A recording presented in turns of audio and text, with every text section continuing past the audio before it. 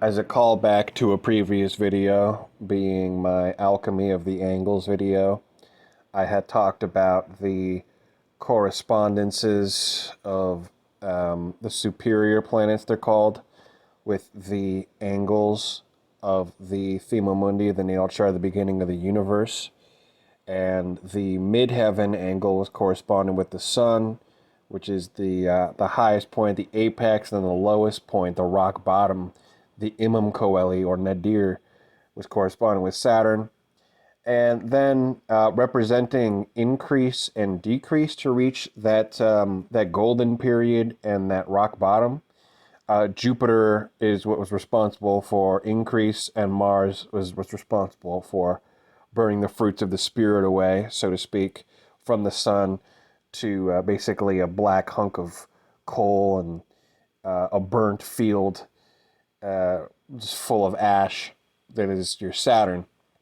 And I've referred to a lot in my videos lately as the sun basically being responsible for all positivity and light, and Saturn is basically the darkness. It is the shadow, and it's responsible for negativity. And I think that if you've been brought up in modern astrology, you can see this as being kind of weird. It's like, wait, no, isn't the sun like how your self identity and how you like to shine and show yourself off to the world? And isn't Saturn all about being responsible and disciplined and having all these rules for yourself? Well, I mean, those are definitely qualities that can be found in the planets, but it's not a very traditional view of what the planets are all about. Um, so, to really drive home the importance of the Sun and Saturn, because really one of the big points I'm making, having studied traditional astrology, is that, especially in contrast with modern astrology, is that it's not like all the planets are like equal in importance, right? Really, certain planets in the traditional viewpoint had a lot more importance. And what I'd like to cite in relation to this, beyond just the theory behind the exaltation of the planets, with the sun being on the midheaven in the exaltation scheme of the Thema Mundi, and Saturn being on the nadir. Uh, I would like to bring our attention to a work from uh, a chapter from Picatrix, book 3, chapter 8. I find this to be a really important chapter. Picatrix, or Gayat al Hakim, was a traditional grimoire of astrological magic from the Middle Ages, passed around the uh, Arabian um, intellectual dark web, so to speak. So I'd like to read this, and it's titled, once again, Book 3, Chapter 8, The Way of Prayer with which the Nabateans used to pray to the Sun and Saturn, and how they would speak to them and their spirits and draw forth their influences. The reason this chapter is kind of important is because preceding this chapter, Book 3, Chapter 7, goes into extensive, laborious detail as to how to prepare the correct prayer and the correct suffumigation recipes, and all the necessary ritual tools necessary to do planetary petitions for every single planet. Right? So the obvious question kind of jumps out: why is this next chapter focused on the Sun and Saturn specifically? Well, it does go on to explain that. And kind of piggybacking off of my video Blessing of the Sun, which uh, is a oration of the consecration of all things, Helios, right, which is a solar magic used amongst the Greco-Egyptians in the classical period.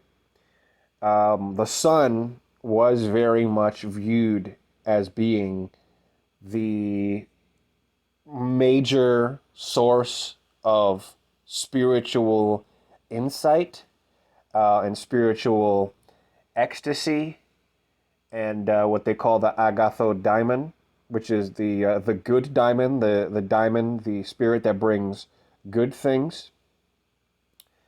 And yeah, also the sun was viewed as similar to now being the king of the planets. And so basically every other planet was subservient to the sun. And that was true in the PGM, Greek Magical Papyri, in that consecration of all things ritual. But it's also true, as we'll find here, and I'm going to read on in Book 3, Chapter 8. The Nabatean sages have said that the power and works of the heavens and stars are from the sun originally. And this is because they see and understand that the moon helps him, that is, as much as in her power, while the sun does not need her effects, nor those of the other planets. And similarly, the 5 other planets follow the sun in their effects and obey and are humbled by him, and proceed in their aforementioned effects according to the dispositions of the sun. In the same way, according to their opinion, all their effects are primarily rooted in the sun, and the other 6 planets help him by their effects. Similarly, the fixed stars are the sun's handmaidens, and serve, obey, and are humbled by him. And while they help him with their effects, this is not because of any need that he has of them. These people were wont to make this prayer to the sun. And I quote, "We pray, we honor, and we praise thee, high Lord Sun, for you give life to everything living in the world, and the whole universe is illuminated with your life and governed by your power. You are seated on high, a great kingdom full of light, perception, intellect, power, honor, and goodness is yours. All things that generate are generated by your power. All things governed are governed by you.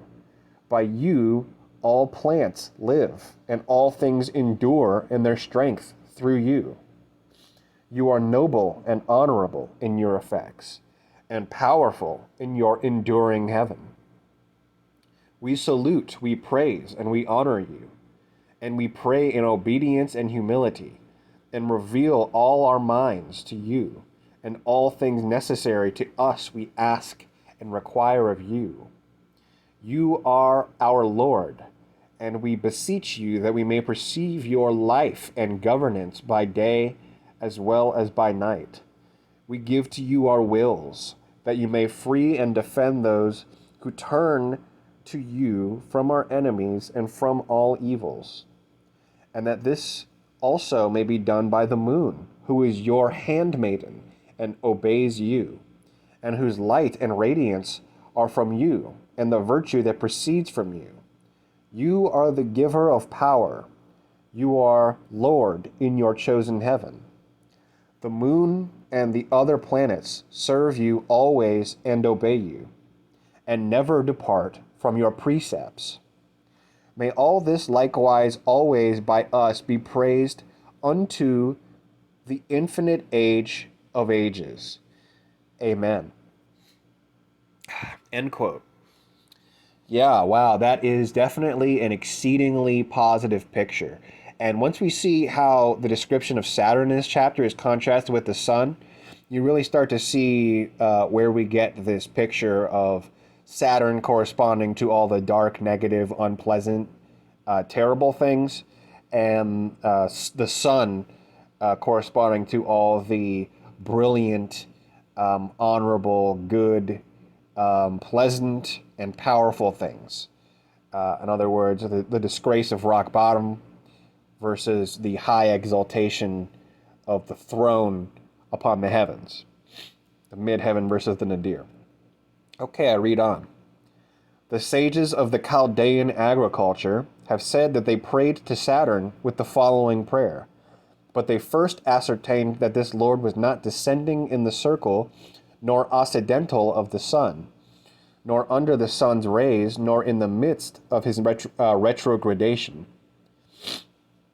When they found him to be free of all impediment and clean, however, they made the following prayer to him, and suffumigated with old hides, fat, sweat, dead bats, and mice, of which 14 bats were burnt, and 14 mice were similarly burnt. And they took the ashes and spread them on the head of their image. They prostrated themselves around the image on stone or black sand. By this working, they were protected from Saturn's malice and evil. Because from Saturn, all evils, destructions, and sorrows proceed. He is the Lord of all poverty, misery, sorrow, imprisonments, sins, and lamentations. And these are signified when he is cadent and unfortunate. When he is in good disposition and in his exaltation, however, he signifies purity, length of life, exaltation, joy, honor, wealth, inheritance, and the transmission of inheritances to sons and nephews. His goodness is when he is oriental of the sun, and when he is at the midheaven and in direct motion and swift in motion, and elevated in his circle and increase. Why don't we just jump right up to the prayer here? We stand upright. We pray and we honor you in obedience and humility.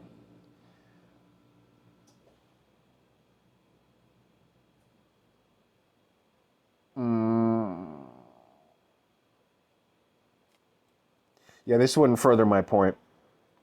But yeah, it is a prayer that would allow you to access the powers of Saturn. But I wanted to read this chapter to help establish that really essential, necessary duality. Light and darkness are mediated through these planets. Essentially, Saturn, we have a primordial darkness that is the shadow cast by the non-dual light, and that's absolutely true. And that really comes down to, in the beginning, there was kind of like a computer program written for the universe. If we are to look at it as like the Matrix, and in computer programs, only a very small minority of inputs results in a functional software, and the other 99% of inputs are either, the majority of which are either gibberish, which would crash the software, or it would be dysfunctional code, which would result in buggy, dysfunctional software. So that non-dual light is the beginning, the genesis of creation, but included in it is also the logos, which guarantees that only functional software code proceeds through this program that we call the Matrix, or just life, you know what I mean? But it does integrate some, for novelty's sake and for evolution's sake, it does integrate parts of that primordial darkness. So it includes actually dysfunctional code, which when integrated into the greater scheme of that logos and highly ordered software, results in an evolutionary process. But I bring that all up to say that there is that original non-dual light which carries with it the logos, the organizing harmonious principle that makes everything work perfectly. And then there is the 99% of excluded outcomes, which I call primordial darkness, or the chaos. And essentially mediating these forces to bring them into our world in a meaningful, or in a manageable way, is the Sun and Saturn. It's true. And this is something I had realized about Saturn a while ago, is that there is some force that is holding back all of this chaos, holding back the 99% of code that can absolutely just brick our reality and cause, I mean, first and foremost, just cause all the laws of logic to break and all the cosmological constants of the universe to cause the universe to be unstable. It'd actually be very easy. The 99% of outcomes is way more outcomes than the 1% that we have.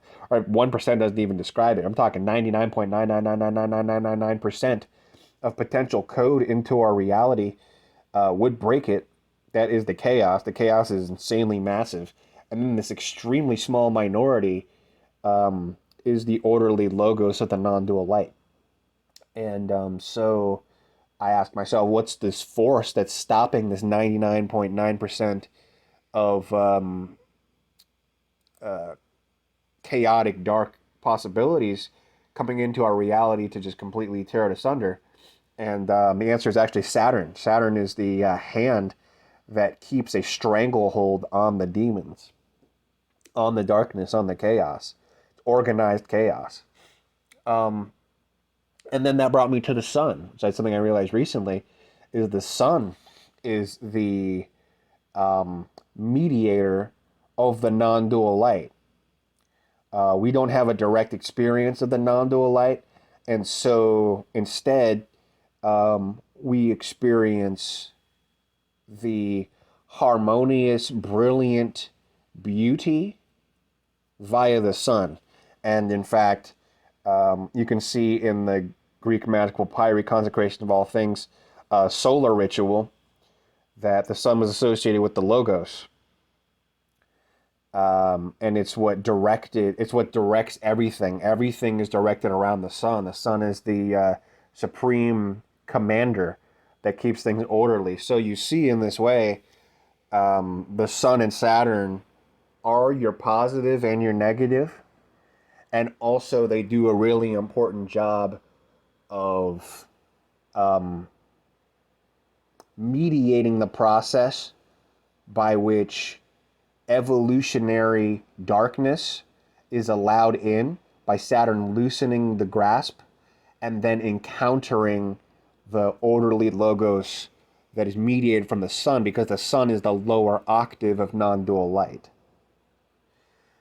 So in this way, the sun and Saturn play as middlemen between this evolutionary dance between the brilliant, perfect, orderly, non-dual light of our creation from God and the 99.9% of chaotic, dark possibilities, the demonic possibilities that is brought into our reality via Saturn.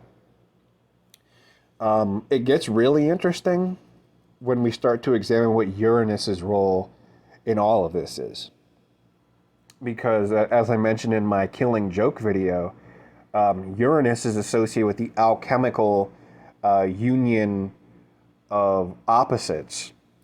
You know, in so many ways, it's paradoxical. And I talked about a lot of examples of that in the Killing Joke video.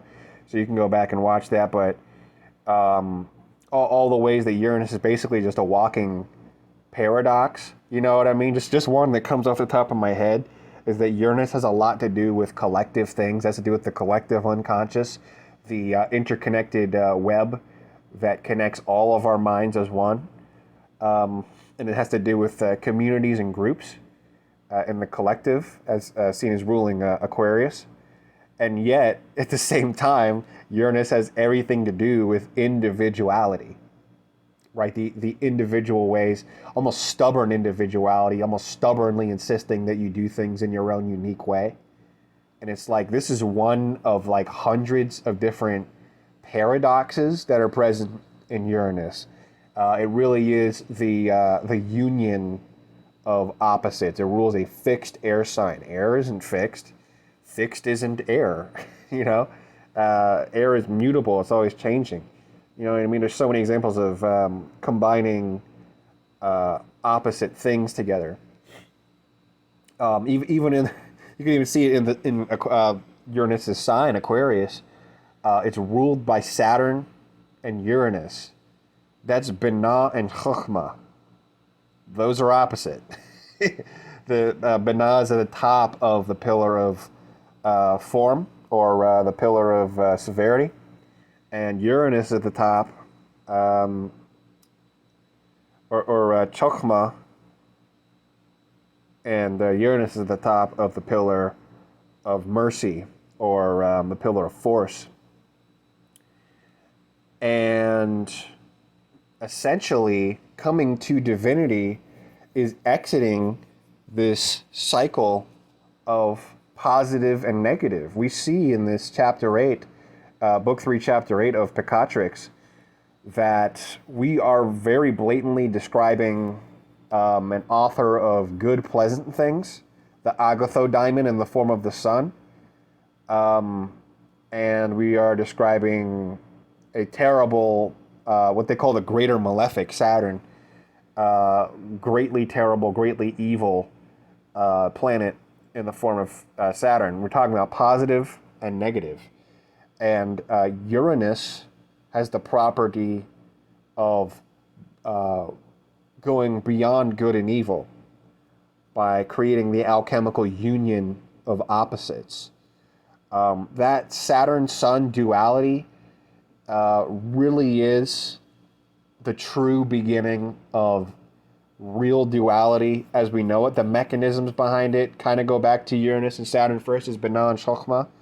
But fundamentally, the end result is the sun fundamentally houses all of the good things and shines its light upon different areas of existence. The sun will shine its light upon Jupiter or Venus or Mars or Mercury, all the different individual areas of our life, and that'll shine good, positive things upon it.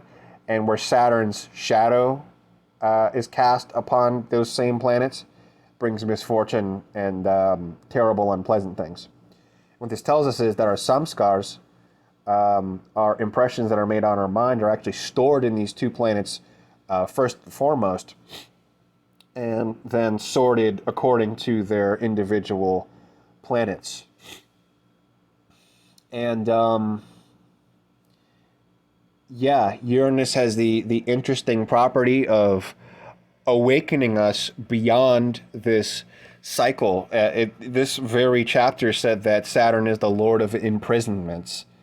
And Saturn creates essentially prisons. And another form of a prison is actually a cycle. Even the cycle of samsara, one of the biggest propagators of the cycle of samsara is that we seek and we lust after pleasant things of the world, and we disavow and we run away from negative things. This creates addiction, and it's the addiction that keeps bringing us back here and causing us to reincarnate, to whirl wildly upon this wheel of fortune. Upon this wheel of samsara, we turn wildly, and this the wheel of samsara is actually the wheel of the zodiac, because the zodiac is made up of a series of opposites. That's what creates the magnetism necessary for that wheel to even turn, if you understand what I'm saying. If you were to remove the opposite signs, which contain always the opposite ruling planet, there would not be the magnetism that allows that to turn. It's very similar to how a motor works. You need 3 phases of electricity. You need 3 different changing polarities to cause that thing to turn. Zodiac is very similar in that way. It relies upon polar opposites, and that magnetism causes it to turn. Well, I mean, we're talking about duality here. We're talking about positive and negative is what you need to turn a motor in a sequence of changing electrical phases. And Uranus teaches us to move beyond this, right? Remember I say Uranus closes the circuit so that positive and negative can be neutralized. That's how it works. Uranus rules electricity, and it Saturn severs the circuit. It opens the circuit so that the positive and negative are kind of stored there as potential energy. They're not able, the electrons in an open circuit are not able to move to correct the electron imbalance, but that electron imbalance is still there. But on a, let's say a 9-volt battery, Uranus will close that circuit, and it will work to neutralizing that battery to make it a non-functional battery. All of the electrons will move over to the positive cell of the battery. It will catch up, and that battery will be no longer useful because now everything in that battery has a neutral charge. So Uranus is the awakener, and it's the cycle breaker.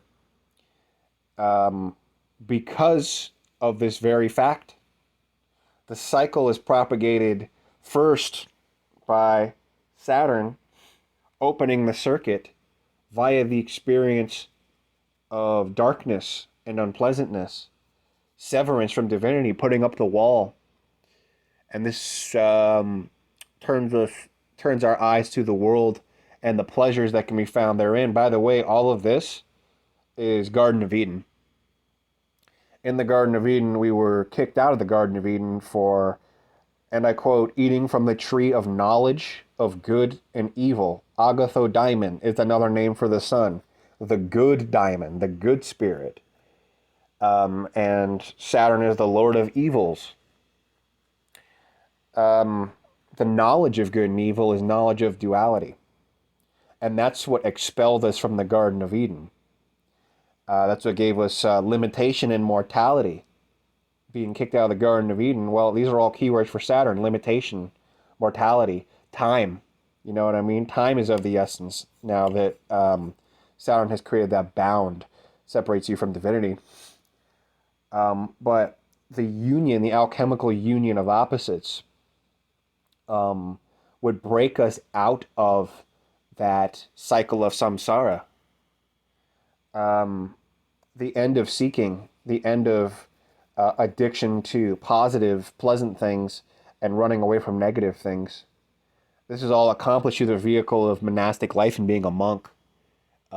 Because after all, Uranus didn't choose to find a home in the sign of Leo. It chose a home in the sign of Aquarius, is ruled by Saturn, and Saturn rules the monk. So we are initiated into Uranus when we decide to stop hedonistically pursuing solar things, pleasant, enjoyable, positive things, and actually embrace the Saturnian current, the negative, embracing our shadow, by passing through our shadow, by passing through our darkness, and all of the demons that are present in our samskars, in our impressions, in our film reel that we've collected as descending souls through our previous lifetime, by actually when we stop running away from our shadow like descending souls do, and we actually pass through it, going through our shadow brings us back to divinity by passing through our shadow to go out the other side, as the Tool song goes, 46 and 2. That is the cycle breaker. That is liberation, to break free of the shackles. The shackles are from Saturn. Saturn is the lord of imprisonment.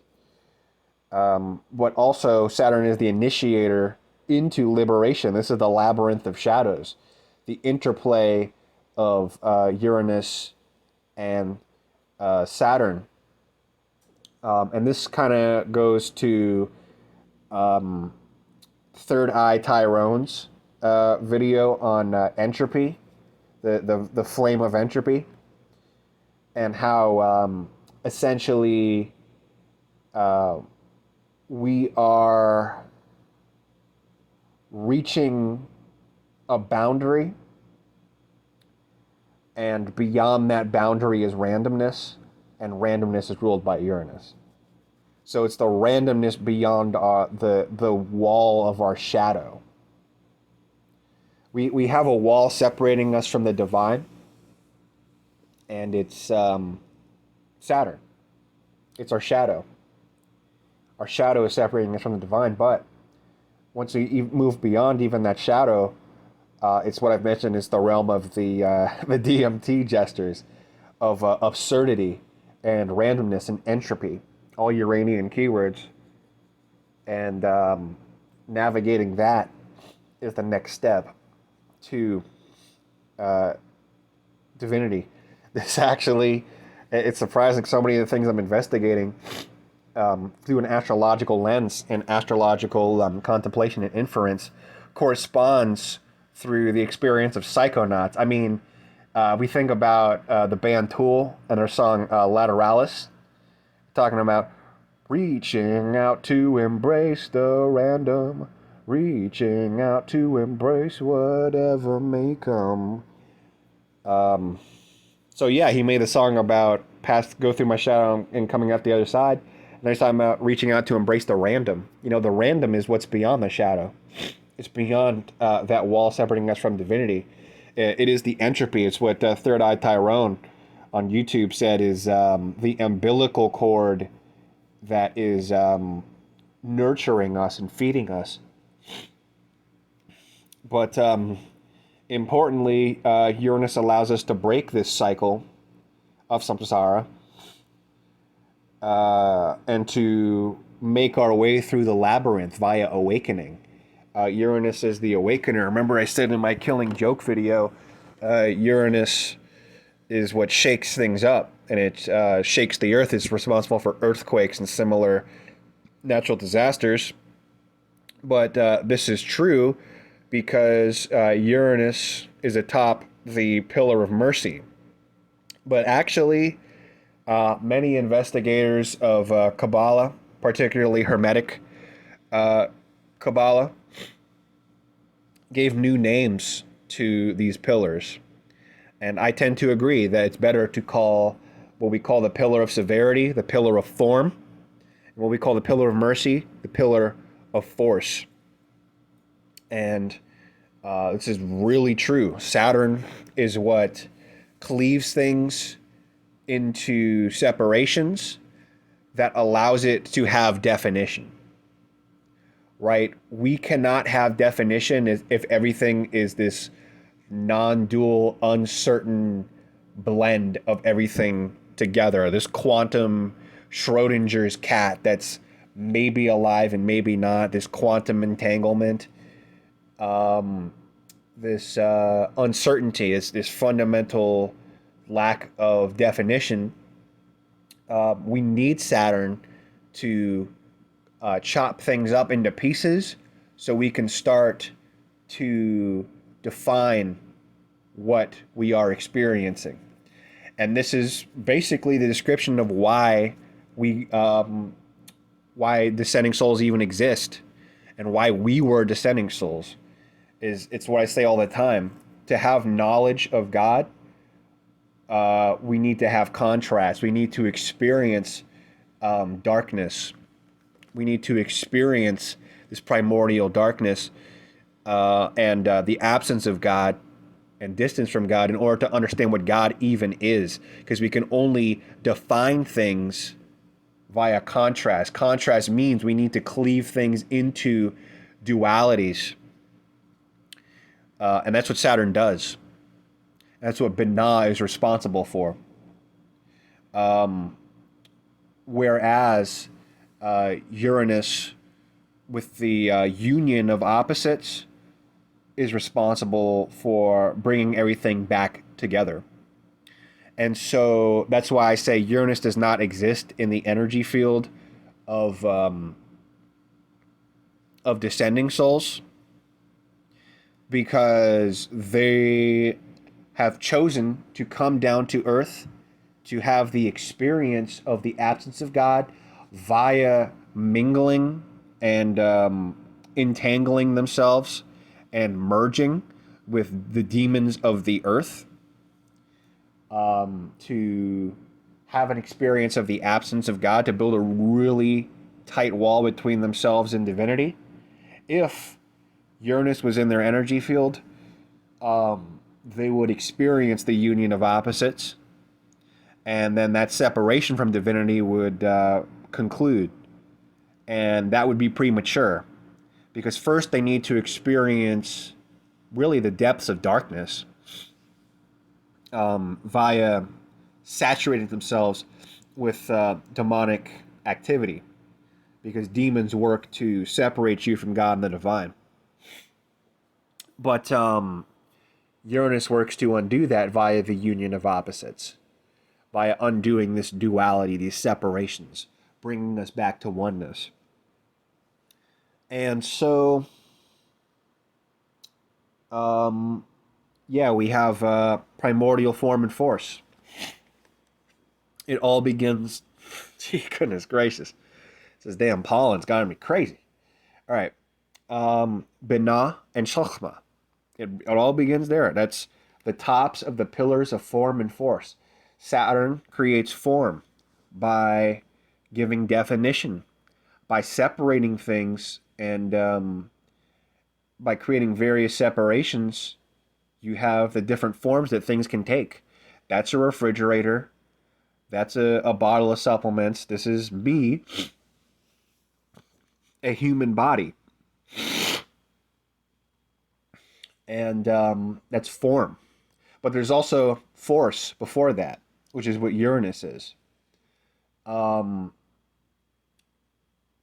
Uranus is what shakes things up, and it is the initial spark of creation. The initial spark of creation. What I mean by the spark of creation, I mean before that, everything just kind of exists as a dream of potentials, a floating little blue sphere that simply contains the possibility of everything that could be, but that is not possibility in motion. It's pre-existence, right? And when I say pre-existence, I mean like pre movement into reality. Really, things become reality via Yad He Vav He Elohim, which is the divine name of Binah. It's Saturn, aka Yahweh Elohim. But before that, it's Yahweh, as or Yah in Cholchma. The divine name is Yah or Yad He Vav He, and that is potential in motion. That's the initial force, to the initial spark, the initial force that brings the divine out of non-existence, of Ein Sof, of Keter, and it brings it into possibility in motion. That's it's basically the quantum field, right? Quantum field is a thing, and it contains a whole bunch of maybes. It is the randomness, it is the maybes, it is the uncertainty, from which we can carve out of that possibility, that uncertain possibility, things that definitely are, which is what Saturn is responsible for. Saturn is for what's deciding what actually is. And so,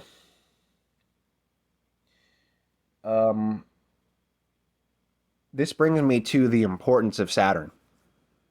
Because you say to yourself, man, so let me get this straight. Saturn is this evil sphere that is what's responsible for trapping us in samsara, and trapping us in this prison. And Uranus is this sphere that pulls us out of it. Well, it's like, well, this is a pretty easy one. Throw some of that Uranus on my plate, boy, and get that Saturn out of here. You may not wish that you will have done that, because I guess the words I would like to use here is blown away. The mind that tries to stuff its mouth with the outer planets of Uranus, Neptune, and Pluto is blown away.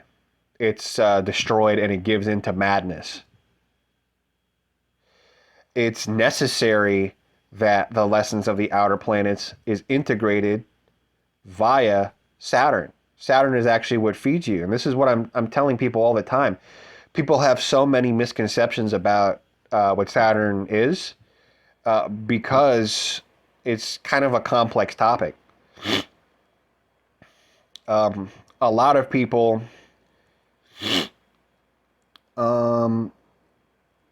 have the experience that Saturn is this purely negative thing that brings you deep into materiality and worldly responsibilities, and get a job and work that job, and you know what I mean, and immerses you deeply into worldliness and material existence.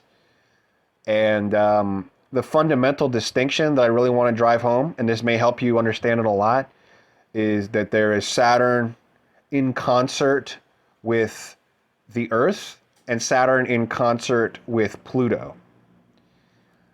And really, that's a very big part of what the difference between an ascending soul and a descending soul even is. Because if you think about it, let's just really think about it. Us chosen ones have actually a lot of darkness. We have a lot of knowledge and experience of darkness, but so do all these descending souls as well. The difference is that these descending souls, they're like children. They're scared of the darkness under their bed. And so they run away from the darkness under their bed, and they escape into the distractions of the five senses, and basically try to live more and more like animals via how can I distract myself, and how can I lie to myself, and how many defense mechanisms can I throw up to run away from the darkness that's inside of me. Particularly, the goal is to shut your brain off and to enter into something tangible like the five senses that you can touch. And in that case, that's crushing lead. That's lead that's crushing, that's on your shoulders, crushing your body. But for the ascending soul, Pluto plus Saturn means alchemized lead. Pluto means alchemy, Saturn means lead. So this essentially means the alchemy of the shadows, the alchemy of the negative samskars that we have accumulated as descending souls. We are functionally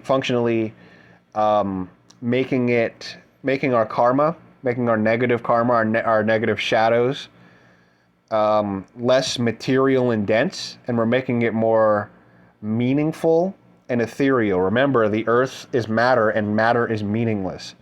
The clay that makes up our bodies has no meaning. It's meaningless.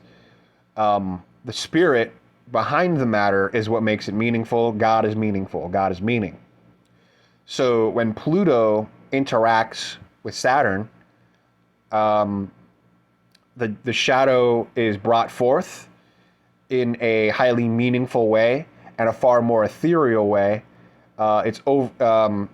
It's letting go of its properties of being meaningless, physical, dense, carnal suffering and darkness, and it's being turned into lessons, evolutionary lessons, because it's being spiritualized. Instead of being dense, physical, and carnal, like the kind of darkness that animals live in nature. Nature is actually a pretty dark place. And isn't that funny? Nature is a really dark place, and yet there's not really any thinking minds there.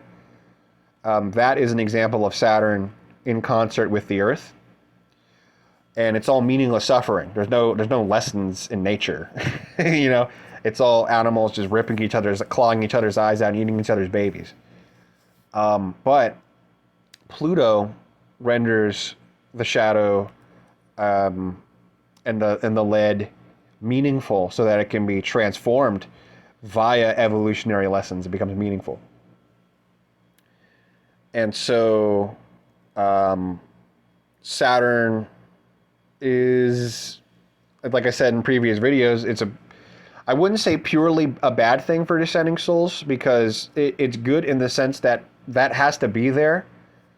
That Saturn-Earth concert conjunction has to be there so that souls can have experience of the absence of God, so that they can understand God by contrast. But from their perspective, there's no progress as a result of the encounter of Saturn. It only results in increasing degrees of suffering. But the way I like to always say it is, it's always 2 steps forward, 1 step back, or 2 steps back, 1 step forward. Descending souls are not just purely rotting. They do learn from their mistakes, like half of the time, but it really doesn't matter if the other 2 times you do something, If you learn from your mistakes one time and then you make two more mistakes, you know what I mean? Eventually you're just going to end up in a deficit. And that's the definition of what descending soul is. So there is that evolutionary process, but for every one evolutionary step forward, there's two carnal, dense, physical, worldly steps back.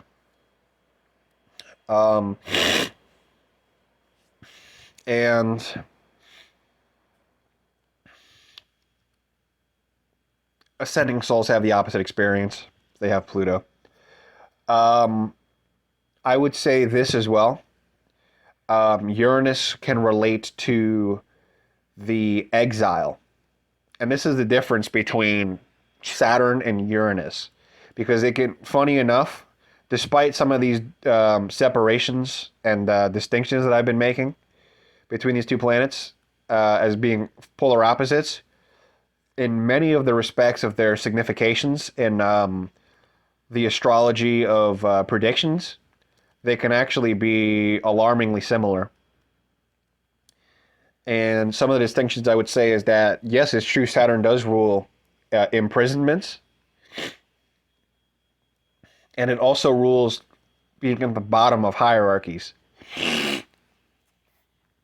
It rules being at the bottom of hierarchies. It rules peasants and public social disgrace, jesters, clowns, jackasses, and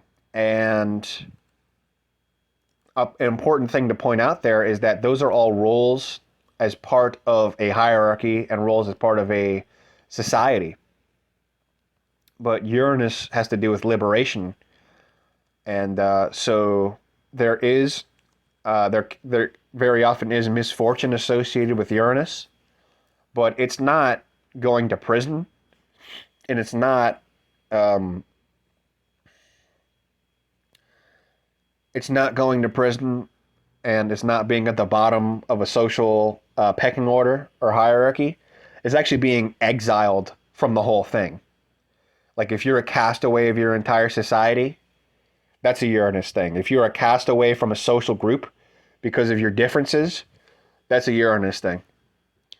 And that's an important distinction I'd like to bring up is that I run into a lot of people that are at the bottom of the pecking order of this whole matrix, you know what I mean, social group thing. They're the ones that always get fucked on. And I talk to them just to try to understand them. And amazingly, despite all of the abuse they suffer, they actually love the Matrix and they really hate what I'm saying to them. Like just speaking reality about what's happening, they love their abusers, not even as like a Stockholm thing, but it's like this Matrix bullshit is the only thing I understand. The things you're talking about is deeply uncomfortable and unsettling to me. And that's a good definition of Uranian energy.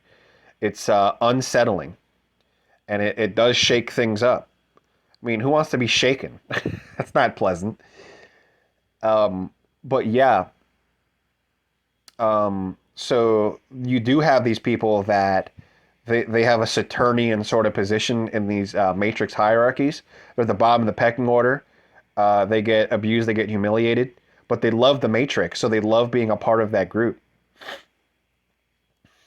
But the chosen one isn't that. The chosen one is an exile. The chosen one is a black sheep. Um, the chosen one is kind of contrary to groupthink. They have a tendency towards an individual style and authenticity. And they prefer to really bring things into their own individual lens of interpretation. And just the act of even taking the first steps to do that is infuriating to the people of the Matrix. The Matrix is all about ignorant groupthink, and this is how we do things around here, and don't question it. And so Uranian energy, which insists on individuality often results in its shadow aspect of exile, being voted off the island. This guy's too weird. This guy's a black sheep. Funny enough, that there's a lot of YouTube channels that have been correlating chosen ones with people with like Asperger's. I think I can't remember the lady's YouTube channel. I think like Terry Ann Bell or Terry Noel Bell or something like that. Talked about that. And funny enough, Uranus is correlated a bit with autism and Asperger's as well. Yeah, there is a being set apart and being chosen out of the world, right? To be plucked from a system, to be plucked from the matrix, to be plucked from a social group, to be plucked out of a society as an exile. These are all Uranian things. The world hateth you because I have chosen you out of the world, out of the cycle of samsara. It's all about breakthroughs. Uranus breaks through the labyrinth of shadows. It breaks through Saturn's walls. It's all about breakthroughs. When Uranus was discovered, it corresponded with a great many technological breakthroughs. Uranus has to do with breakthroughs in technology. Very often as a result of just pure divine inspiration, the kind of divine inspiration that tickled Tesla with all of his inventions. So yeah, that is a taste of duality in relation to Uranus. Uranus is responsible for the union of opposites, but the interesting part is, because the zodiac is a story, the point at which Uranus appears in the story is in the winter of the zodiac. This is a fact. Uranus rules Aquarius, which is the middle sign of the signs of winter, being Capricorn, Aquarius, and Pisces. And it... let me collect my thoughts here. Yes, it is in the winter of the signs, and also it shares a sign with Saturn. Remember what I say, that whenever a planet co-rules with another planet in a sign, those two ruling planets are good buddies. Venus and the Earth are good buddies. Jupiter and Neptune are good buddies. Mars and Pluto. Did I say Jupiter? Jupiter and Neptune, good buddies. Mars and Pluto, good buddies. Now, most puzzlingly, Saturn and Uranus, good buddies. They're almost like opposites in so many ways. Oh yeah, I think I forgot to mention something before. Yeah, I mean, Saturn has to do with slowing things down. Saturn has to do with hitting the brakes on things. It says no, but it doesn't say no forever. Really, it just says not now. Slow your roll. And so that's a really important fact, is that Uranus chooses a sign to rule with in a way that it can be tempered and it can be slowed down via Saturn. Because if Uranus was allowed to run amok, imagine a power line with almost no resistance. The electricity would just flash through there so friggin' quickly. It would mess a lot of shit up. There'd probably be electrical arcing. It would just be a complete goddamn mess. Well, that mess would be your mind and soul.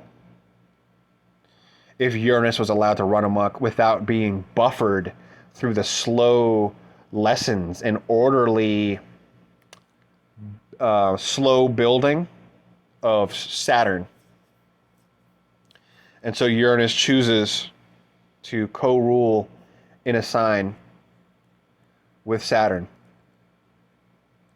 And this is in the winter of the soul. There is kind of a albedo here, although probably the union of opposites would be found in rubedo. But following the dark night of the soul, following the Saturn, which we can see is kind of like Capricorn being purely ruled by Saturn, in comes Uranus in conjunct concert with Saturn. And so first we need to go to prison before we can be liberated.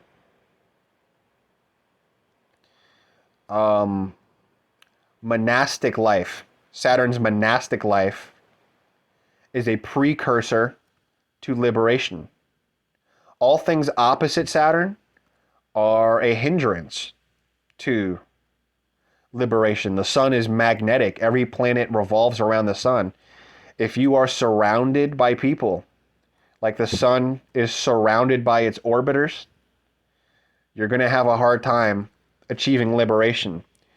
If you lust after the pleasant things, the enjoyable things, the positive samskars housed in the sun, then you're going to have a hard time achieving liberation because you're going to naturally disavow and reject the negative things. How can you achieve the union of opposites that way? And this is another thing I'd like to mention is the sun was associated with spiritual ecstasy throughout the traditional classical period and Middle Ages. But I believe this is actually a mistake. I think that the reason this mistake was made is actually pretty understandable. When I say understandable, I mean if you were having the experience they were having, you would probably come to that conclusion too. I don't say understandable because really I'm using astrology as a crutch to understand these really deep concepts in so many ways. But the reason that the sun is experienced as being the source of spiritual ecstasy and enlightenment is because the sun houses the samskars, the impressions awaiting projection outward as experience. The sun houses all of these samskars as the Satya Yuga. This is the golden age. Sun rules gold. And so when the descending soul first enters existence as a human being, they enter as part of the Satya Yuga. So they still maintain, and yes, I am talking about the demonic people that are all around you. Yeah, those demonic people, they started out as part of the progression and transmigration of the soul. In the Satya Yuga, descended as these higher races like angels. So these really are kind of in a way like fallen angels. We all are. And that was during the Satya Yuga, which is the age of spiritual excellence and knowledge, right? And supreme, beautiful, sublime wisdom and beautiful ethics. We still had knowledge of divinity back then because we just came from the divine to earth. But as we spent time with the earth, these demons burrowed their way into our samskars, into the film reel of our mind and consciousness. And that turns into the Kali Yuga, or the Dvapara Yuga, moving into the Kali Yuga, is where we are now. That is what happened to the descending souls. And so when these mystics of the classical and Middle Ages periods, medieval periods, had drawn through ritual the powers of the sun as a form of spiritual ecstasy, Basically, all they were doing is they were taking from the samskars of the Satya Yuga, of which you still have, right? Because if you look up at the sun, that orb in the sky literally contains the deep memory of the soul. It's like the parts of the Akashic records are in every planet, but particularly the sun and Saturn contains the initial positive and the initial negative. And so, yeah, you get a taste of where you once were as part of the Satya Yuga by basically accessing those Akashic records, by accessing those records through the sun, by doing a solar ritual.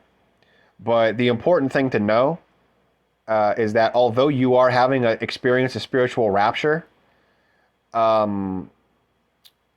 that those samskars are being corrupted because now you are demonic and of a worldly nature. So you are borrowing from the samskars of the Satya Yuga, but those have an expiration date, and they will be polluted and corrupted, just like all your other samskars.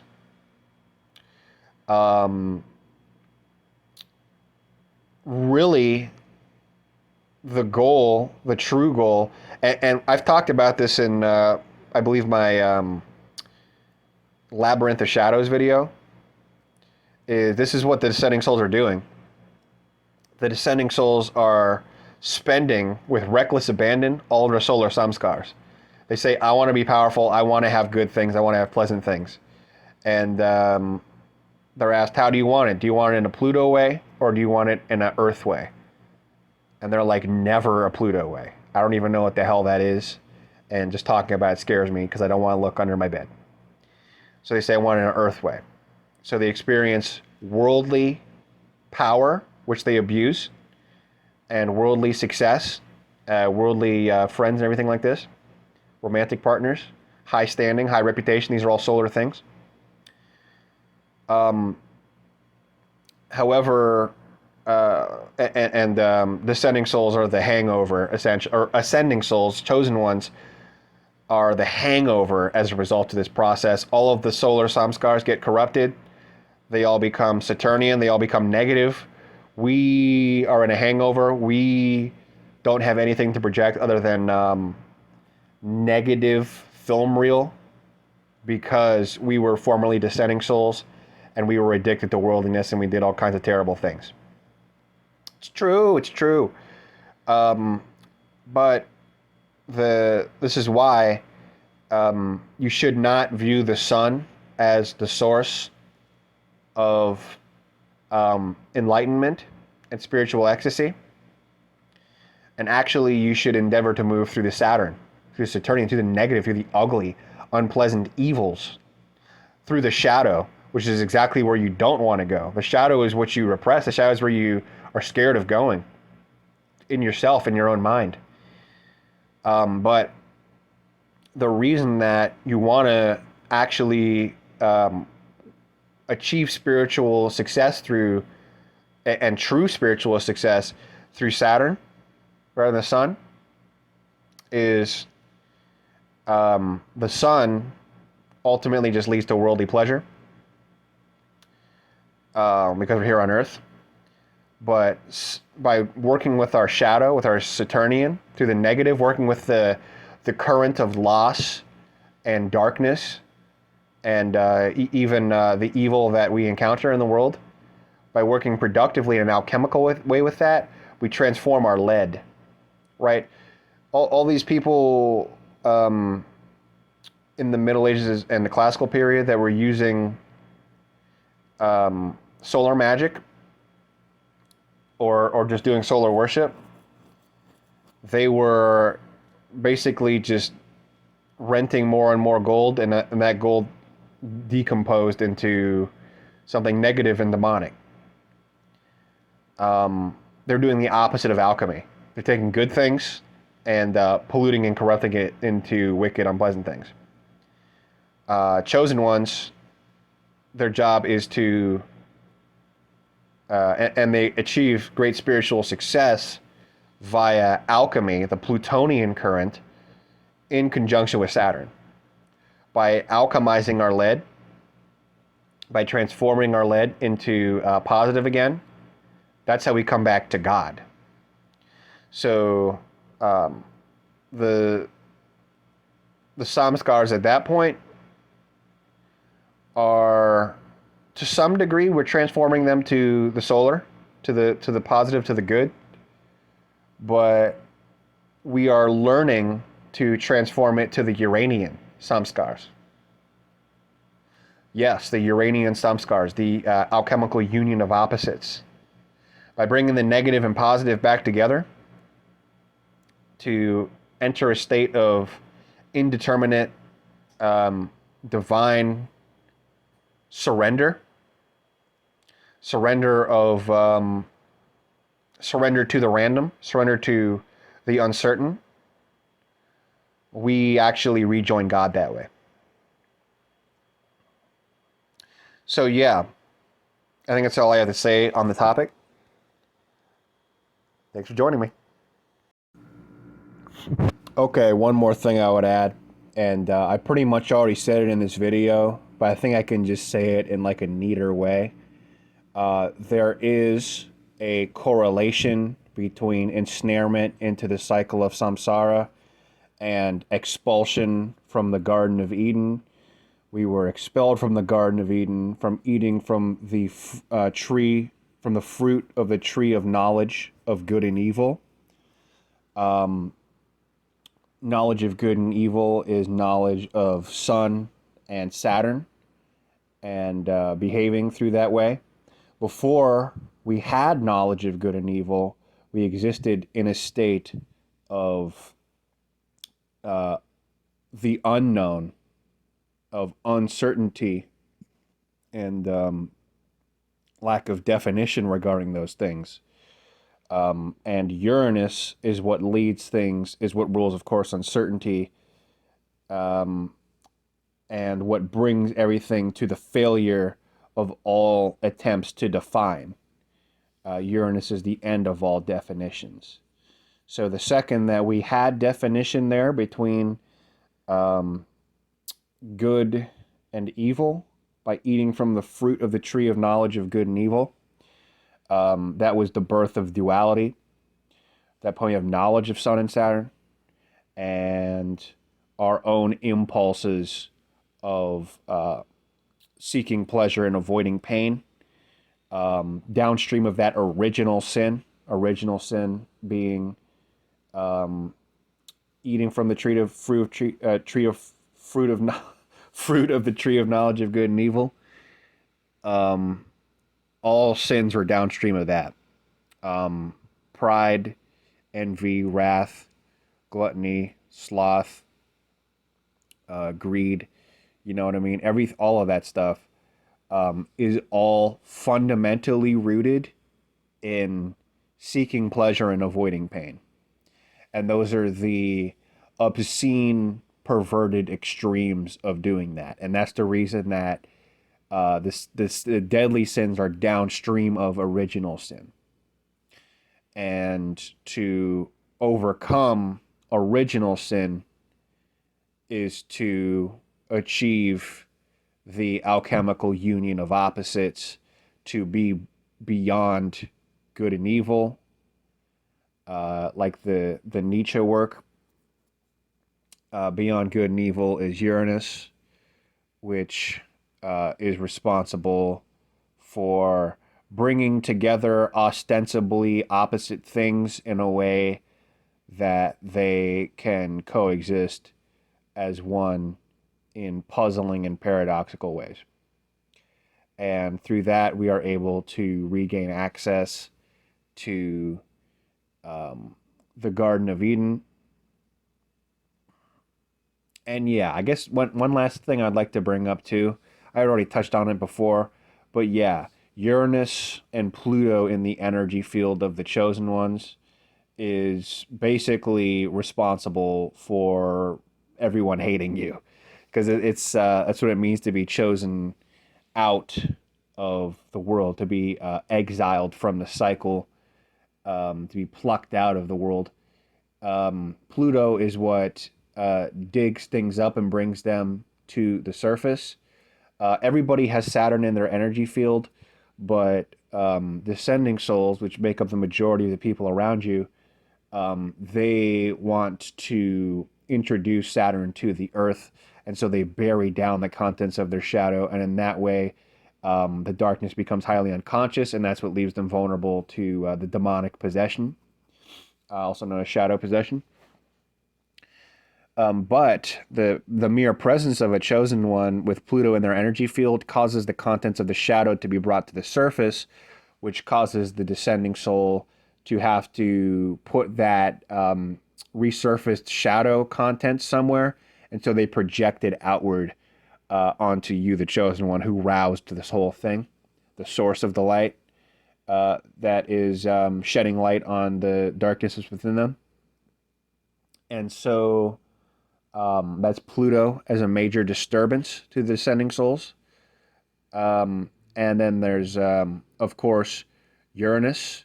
The matrix consists of a series of hard and fast and rigid and inflexible rules as to how everyone is supposed to conduct themselves. Individual independent thought and individual independent authenticity and style is not appreciated. First of all, you should be wearing your mask at all times. You should be faking it just like everybody else at all times. If authenticity and individuality is present, that's deeply disturbing. If there is anything that could cause awakening in the people of the world, that's highly disturbing. And being shook and awake is what Uranus does.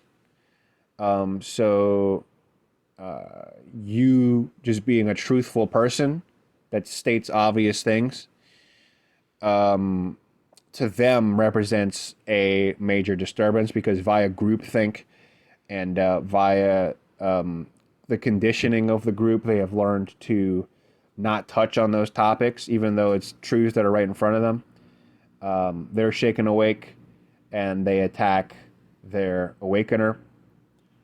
And as a result, they try to exile you, and Uranus lets this happen because Uranus is the energy of exile. And this is really the end of the video because it's getting too long. Anyways, peace out, y'all.